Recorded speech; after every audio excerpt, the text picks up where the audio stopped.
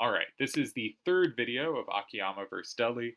This is Deli's fourth first turn, I believe. It is, yeah, game 5. Video 3, game 5, first turn number 4. Some of the better hands we've seen, a lot more 7-6s in these hands than we've seen in the past. I'm going to be in and out this video, so we're going to sort of be hopping around the game, meaning I'm going to like pause the video and we'll come back in like 4 minutes and see what's going on, and then we'll pause and come back because I gotta eat.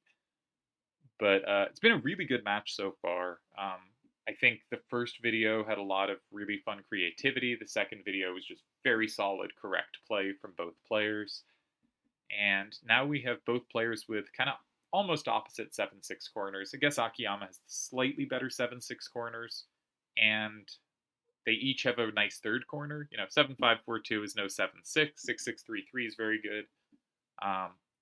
Maybe some better potential for big setups this game than in past ones. All right, we'll be skipped ahead immediately for you, not for me. All right, so interesting start. Deli had a safe corner, which he played, and Akiyama, who did not have a safe corner, well, he maybe did. He had 3-6-7-4 and 1, but for presumably a good reason, didn't want to play it. Goes for this move that, like, again, I just would rule this out. I would just be like, okay, 6-6-3-3 and 5 sets up my 7-4-4-5 both ways. But it sets up their 6-3-5-6 both ways, and I just am not comfortable with that. I am not comfortable with them having one card for both squares. Now, is it actually a problem? I don't know, right? Can Deli play a really big setup in one? It doesn't seem like it. And where could Deli go that takes advantage of this combo potential? I don't think that's obvious either. So, like, this might work out fine, but it seems such a strange thing to concede to me. To just give the opponent both combo squares. And also, 6-3-5-6, one of those combo squares is safe, right? If it lands in 8, it is safe. And Deli is first turn, so Deli is last turn. So this seems like it should be such a big concession to me that I often like look at this move and then rule it out. And my weakness here is I'm not specific enough on these things. Because you could look at it for a second and be like, but do they actually have a next move? Right? They're going to try to leave both those squares open, and Deli does. But the only really natural way to keep both open is to go in the far corner. And there's a clear reason for this, I think. Is if you go in, say, 3 or 7 instead of the move in 1, then Akiyama can find something safe to put in either 6 or 8, and suddenly those squares are disappearing, and it doesn't really matter that Deli had the double combo. If you go in 6 or 8 immediately, of course those squares disappear.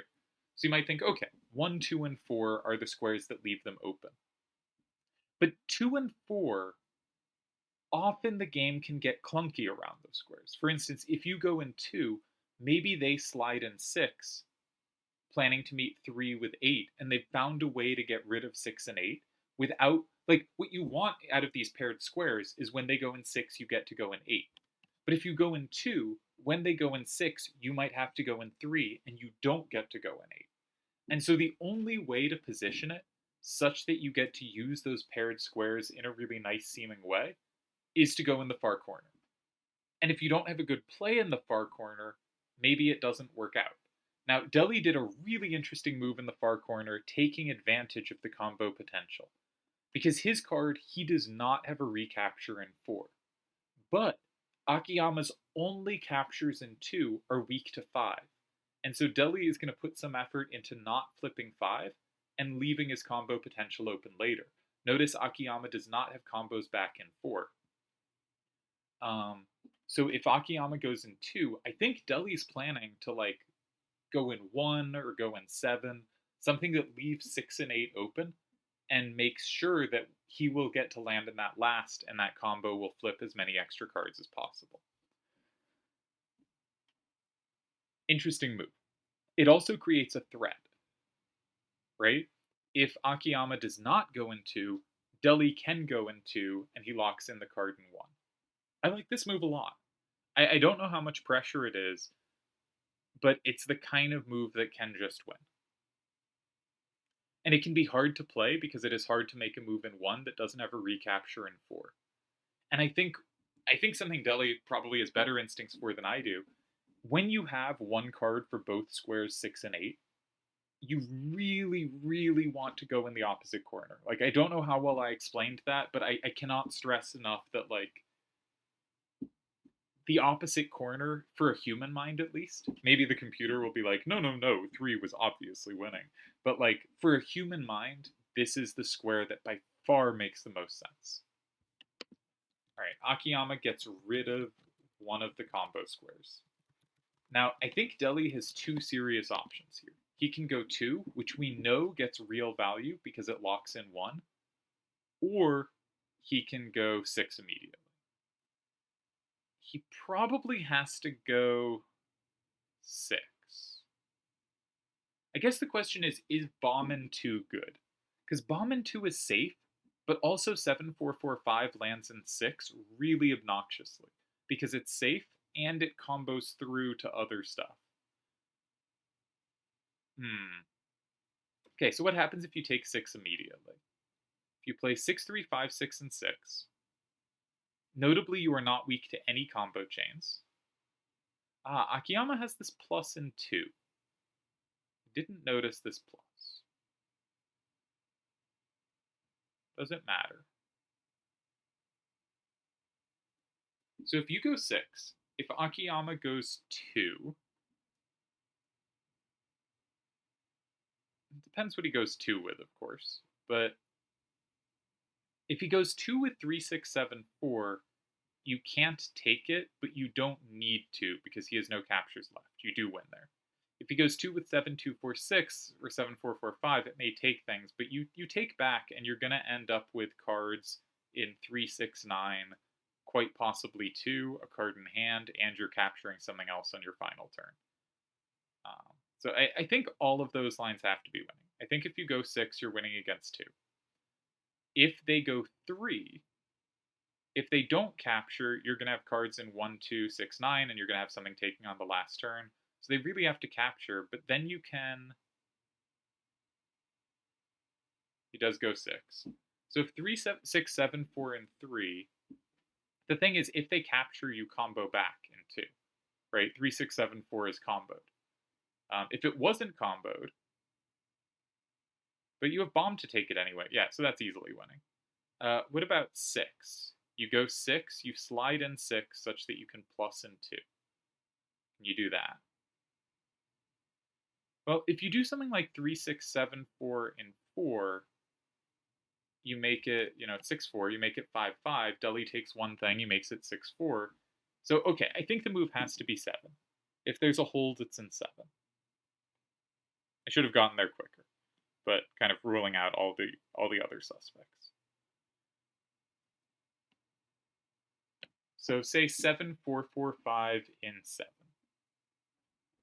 Deli can take it if he wants with 2, 7, 6, 3, but the point is you have this plus in 2 that is going to combo through and thus flip 3 cards.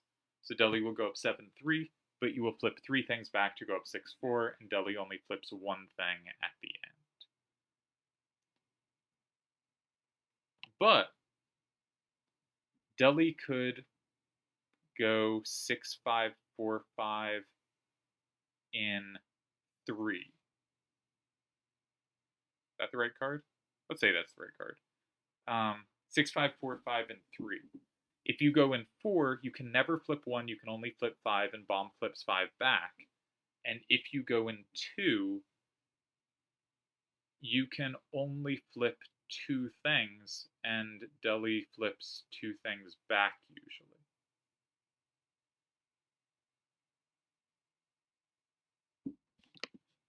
Could be a win. I'm not seeing things cleanly at all. Depends what cards put where, but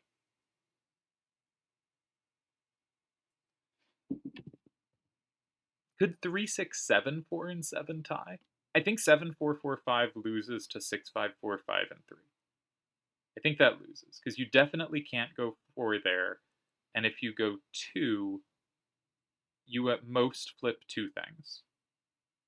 and necessarily it includes 5, and Deli flips back 5 and captures 7, so he should maintain his lead. But if you play 3, 6, 7, 4, and 7, Deli can't go 4 immediately. He can't go 2 because you'd go 4 capturing 5, and that will tie. So he must go 3 if he wants to win, which he does. But you have kept 7, 4, 4, 5 in your hand, and that means your double capture in 2 flips 1 and 3, neither of which bomb can flip back. But it can, because 3, 6, 7, 4, and 7 sets up bomb in 4. Yeah, so this should be Deli's win. And I am really... Maybe there weren't other options, but I am skeptical of the move in 5, and I think Deli's move in 1 was an all-star move. Sacking the card in one sense, but having really good play if you did, but also, like, fundamentally with cards in 9 and 5, when you have the double setup and you have last turn, it's really desirable to go in 1, and there wasn't an obvious way to go in 1, and Deli found a way to go in 1, even though there wasn't, like, that's where you want, and he made what you should want happen, even though that didn't look like there was an obvious way to do so. All right, I really got to go eat. I did laundry during the last break, but I think we should finish this game out. Okay. A couple other things I gotta get done. That's okay.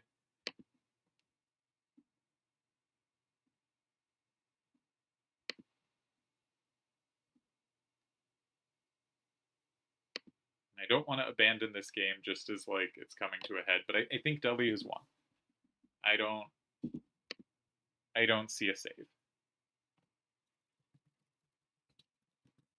And I think the key move was the move in 1. Akiyama might have had something there. I'm not sure. I find those positions really hard to find moves in. But I think basically 7 is met by Visage and 3. 4 is just met by 7. 2 is met by 3. And 3 is met by 2. And I think almost every card in those squares is met by a move in the other square. So I think Deli takes a 1-0 lead. Definitely doesn't mean it's over, but he's definitely favorite. Incidentally, if the finals is Deli Turds again, first of all, I talked about this before, but Seto Turds Deli Akiyama semifinals is one of the great semifinals, obviously.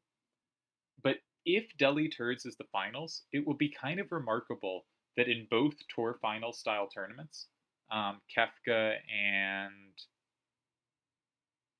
Brain's Gone. What was the other one called? Brain's Gone. But the one that was the GB year finals and this one that's the weekly open year finals, if Deli and Turds are the finalists for both of these, that's pretty impressive. That's pretty impressive. On the other hand, very much not ruling Akiyama out, who I think has played fascinating triple triad over this series. I think Deli's best move in the series was this move in 1. And Akiyama has a couple really creative moves. His move in 7 in game 1, his move in 2 in game 2. Games 3 and 4 were just pretty solidly good. 7, 4, 4, 5, and 7, and Deli has picked up 6, 5, 4, 5, because that will go in 3. Yep. And what Akiyama needs is to be able to play 7, 4, 4, 5 again, right? He needs to be able to play it in 2.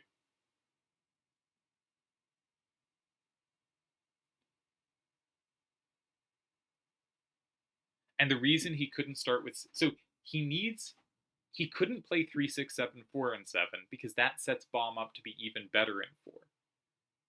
He couldn't play 7, 4, 4, 5, and 7 because he needs it for 2, because if he could double flip in 2 now, if he could take 1 and 3, then Deli only flips 7 back and he'd have a tie.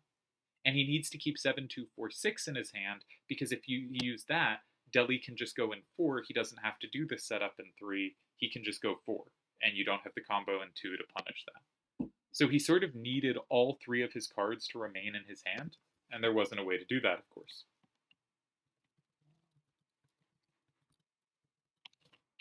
So Deli gets, I think, a very nice win here, and takes a 1-0 lead, and we can end this short video, and I can go grab some food, and then we'll see if they're continuing.